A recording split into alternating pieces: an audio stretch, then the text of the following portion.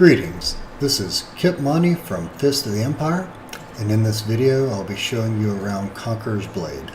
Conqueror's Blade is a mix of an MMO and an instance-based PvP game. I'm playing on a private test server right now. This was obtained for me by a guildmate of mine in Fist of the Empire, Adron, who is a streamer on Twitch, so I appreciated Adron for getting me and some of the other guys in FO access to this game.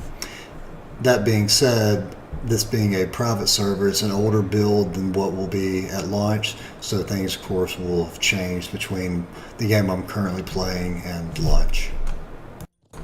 What you're seeing now is me playing a longsword and shield character riding around town. As you can see, nobody else is online right now. The feel of the town is what you would expect in an MMO.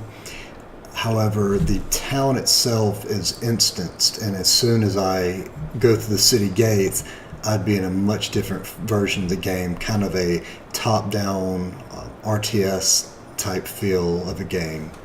However, most of the game you're going to spend your time in a town setting like this, where you'll be queuing up for either PvP or PvE battles.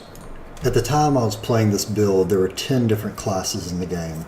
All of them are medieval combat type classes. There are no magic casting classes or anything like that. It's poleaxes, spears, bows, muskets, things like that.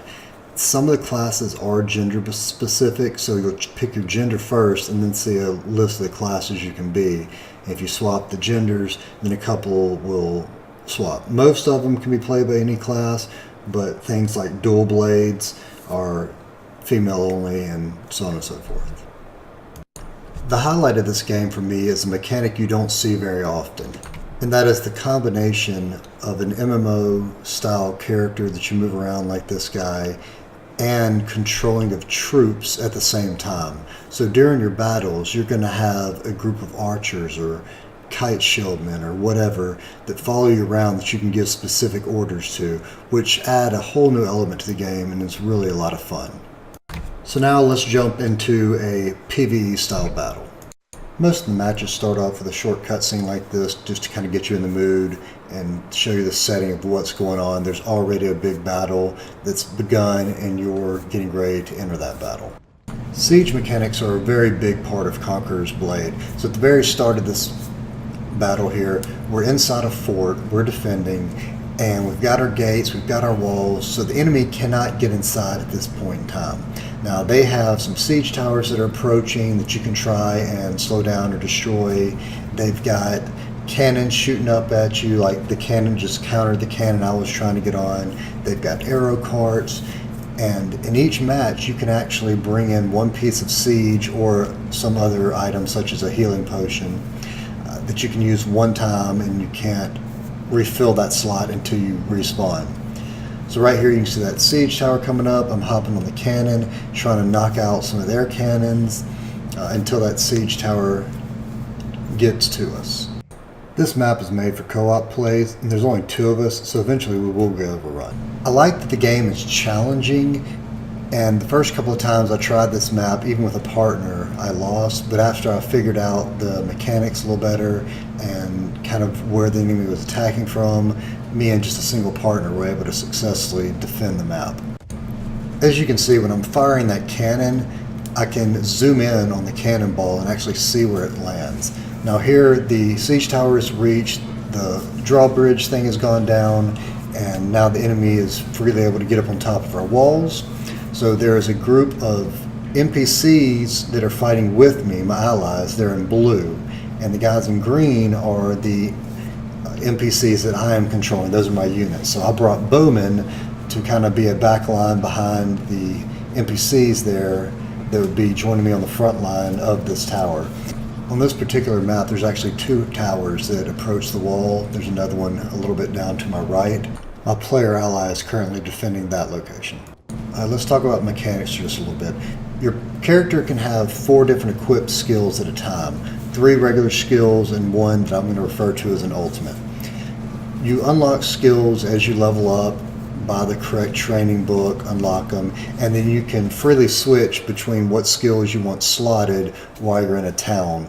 So right now I'm using a skill that has like a 3 or 4 hit combo that knocks them down at the end. My second ability is a 2-swing attack that gives me increased defense while I'm using it and does a little bit of healing. And the third ability there is a heal that heals not only myself but nearby allies. So the longsword and shield class is really good for group fighting, whether you're with other players or just with your own troops. Like if you're marching in with some kite shieldmen in a circle around you, it's really useful to be able to heal them up as you go. Okay, here we successfully defended that part of the wall, and if you see there's like little dots appearing on the ground periodically, that's me telling my troops, I want you to go stand there in this particular formation.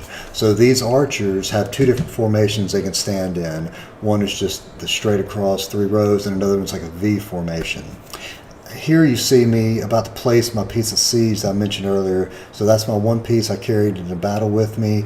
It is an arrow cart, and I'm setting it up right at this gate because they've got a ram that's about to knock that door down, and I want to be prepared. This group in front of me is some kite shieldmen. They're circled up. Those are NPCs. They're there helping us, and they're the objective right now. So the enemy has to come in and clear those guys out to quote-unquote take this portion of the map. So I'm hopping on my arrow cart, shoot some arrows in. I'll jump off every now and then while it's reloading to look around, see what's going on, see if we're getting flanked, because if you remember, those siege towers are still up there, and so enemies are still going to be able to come in from those directions as well. Going back to mechanics, in addition to your character skills, your units also have abilities as well. Each different type of troop has different abilities they can use. So like my archers, I can tell them to just freely attack whatever.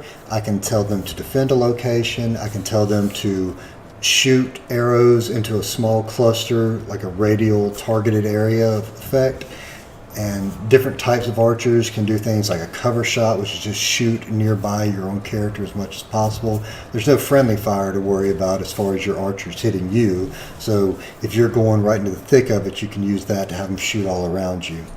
Other unit types have different abilities, such as your cavalry can do a charge, certain shield classes can do charges, or maybe a protective formation. So learning what the different units can do is a really fun part of the game and gives you a lot of versatility depending on what type of battle you're going in. As promised, I'm starting to get overrun here. As you can see, I'm still able to control my troops very briefly after I'm downed, but then they start to flee. That's when they get that icon over their heads, and for like 10-15 seconds they're just going to run away without defending themselves until they despawn. But during that time, that's when they're most vulnerable, and if you're right in the middle of a battle like that, chances are you're going to lose a good many, if not all, of your troops. And you saw me respawn. You go into battles with up to 3 sets of troops, and you can freely switch between those when you die, provided you still have some of that type of unit left, or at least a minimum amount of that unit left. Also, you can go to one of those relief huts, like where I just spawned, and there's an NPC there, and if you control that relief hut, you can switch between your unit types. Let's say you march into a castle with your cavalry, but then you say, you know what, I want to get on the wall, start doing some range. You can use that relief hut to spawn in your archers or whatever else you need there. Unfortunately, you can't change your siege equipment, but you can change your horses there. I think you can take up to 3 horses into battle as well. So if your first horse gets killed, you can always grab another. If he's low health, you can grab another. You can also refill your horse's health while you're inside a relief hut that you control. Your units will also gain health while in a relief hut, and they will regain ammo if they're an ammo using class such as archers or javeliers. So sometimes you might have to run over to a relief hut, get your troops inside that circle to top them off. The units I'm using here are a mounted archer. Their best ability is a hunt ability where you can tell them to focus on a single target. So when a commander comes on the battlefield, an enemy commander, you can target that enemy commander and they will circle that person while shooting at them. As you can see, there is mounted combat in this game. Different classes have different abilities they can actually use while mounted. Most of them have just some form of jump off your mount quickly and be ready to fight ability, but some of them actually have some pretty cool stuff. I think like the pole axe has one where he like swings the axe around his head. So just pay attention when you're mounted, see if you have any abilities other than just a fighting left to right. That about wraps up for this video. I've recorded a few other battles that I've participated in, and I'll be uploading those shortly. If there is anything you specifically want covered, any topic you want to address, just let me know in the comments or shoot me a message, and I will add it into the next video before I upload it.